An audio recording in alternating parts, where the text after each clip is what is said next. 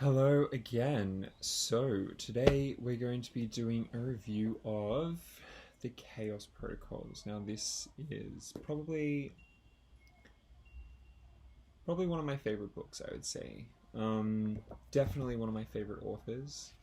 I think Gordon White does some really cool stuff. Anyway, let's get on with it, shall we? So, Chaos Protocols is a book published in 2016 by author Gordon White, who is a fellow Australian. So, Gordon White is a chaos magician, but he's definitely forged his own system in a way. Gordon runs the Rune Soup podcast and community, which is incredibly detailed. The Rune Soup podcast, for those of you who don't know, is a series of interviews with various occult personalities and authors discussing their traditions, their research, their books. Really interesting podcast. The blog is, he's just prolific. And then he's got the All Red Line, which is very political. And then, as I said, his Rune Soup community, which runs various courses of study. He puts together video presentations, and so there'll be a topic per quarter, which then has several videos delving into the subject with exercises and applications. So I picked this book up from the Atlantis Bookshop in London. I didn't go looking for it. It was quite interesting. I got into a conversation with Geraldine, the owner, and the book caught my eye and we got talking, and I ended up going back in a week or two later after having read the book and applied some of the stuff in it, and just saying to her how fascinating it had been. We got into a really interesting discussion. She obviously knows Gordon White personally, and I think she's even featured in the front of the book. Maybe not. No, yes, she is. Praise for the Chaos Protocols, the first one. Geraldine Beskin. There you go. She is featured in the book. I read most of this book on the train to Scotland, and it was quite interesting trying to apply or experiment with the rituals and ideas. When I was, crashing on couches and traveling up and down the length of Britain, I had some really, really cool experiences that just synced up so well with the structure or system, I suppose, the cosmology that Gordon White presents.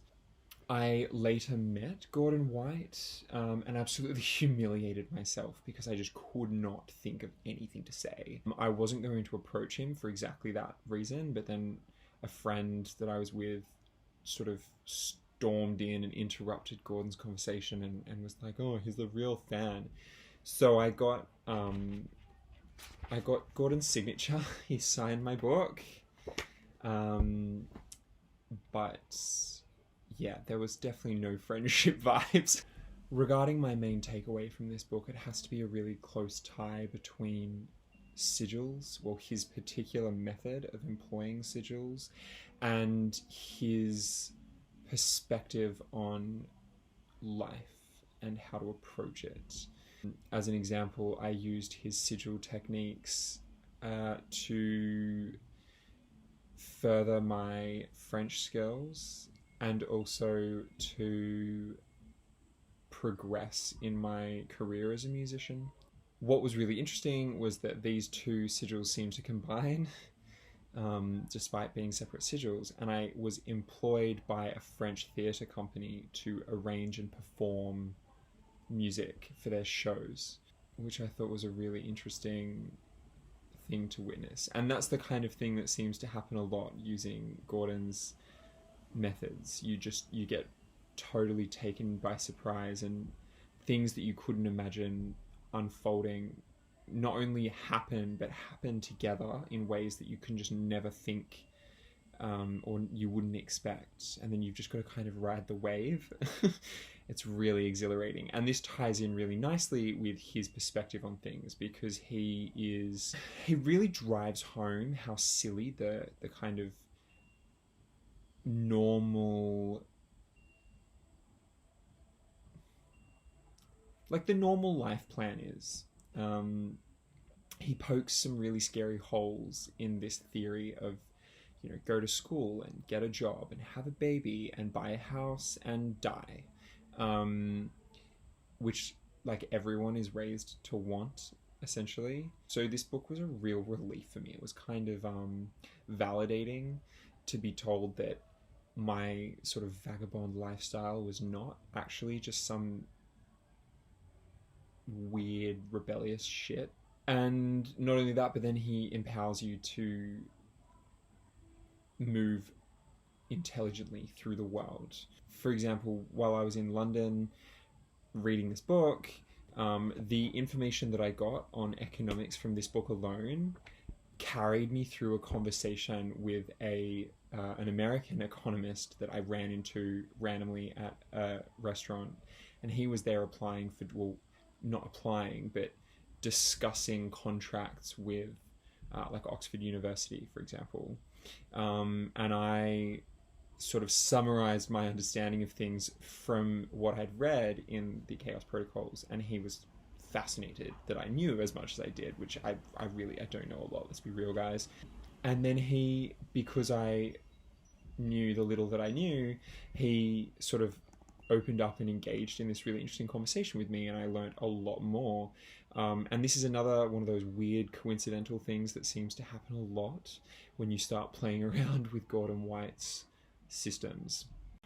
So this is a really out of the ordinary book in terms of occult books, in the sense that it's not so much about the occult, but rather about navigating the modern world and ways that magic intersects with that and can be employed to do better. He's a huge proponent of embracing what he calls optionality and finding pleasure in sort of riding the chaos, right? Like the unpredictability and the really interesting ways in which your magic can play out, which I've kind of touched on in my background with the book. He gives some excellent rituals which have all created fascinating results, and he also gives information which has deepened my sense of connection with the world and with magic. And more importantly, he really knows his shit, right? Like, he does reference old texts and old cultures and stuff, but he doesn't do it, he's not just trying to create this air of like ancient lineage and shit like that. He's actually going, here is a precedent for this thing, this is the inspiration for this thing, blah blah blah, this is how it would translate in my mind to this context, right? It's very clever and no bullshit. It's not theatrical, except for when it's ritual theater, in which case he will tell you straight up that it's theatrical. It's just, he just knows his stuff, and it's really it makes you, I think the way he looks at research and information is really refreshing. The way he looks at historical traditions really just puts the whole tradition wars thing in its place. I mean, I've never bought into that stuff. Those kinds of ideas really made it hard for me to delve into the occult community for a really long time, because I just wanted to like curse the dude who was trying to flush my head down the toilet in high school. I wasn't really interested in worshipping anything, and I kind of wish Gordon White had been published earlier. Yes. Anyway, I've kind of lost my train of thought. Essentially, it's a guide for success, but from a magical point of view. Well, not even a magical point of view, a magical worldview. I think the only thing that I have trouble with in this book, and I don't now, but at the time, as someone who was moving around Europe and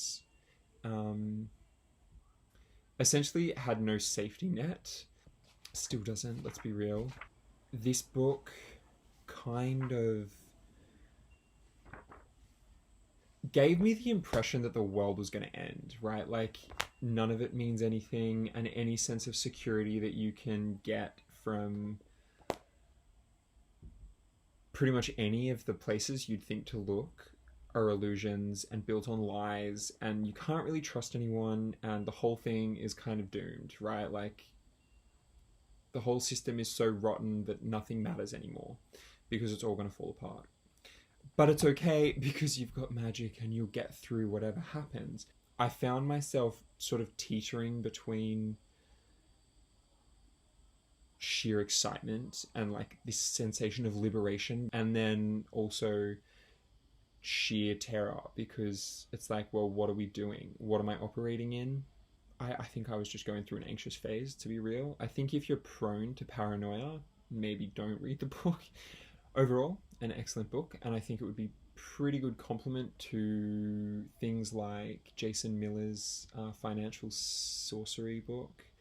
Um, well, any of Jason Miller's material, actually. I mean, there are differences between the two authors, obviously, but I think they have compatible perspectives and approaches, and I think they both focus on real world applications of magic.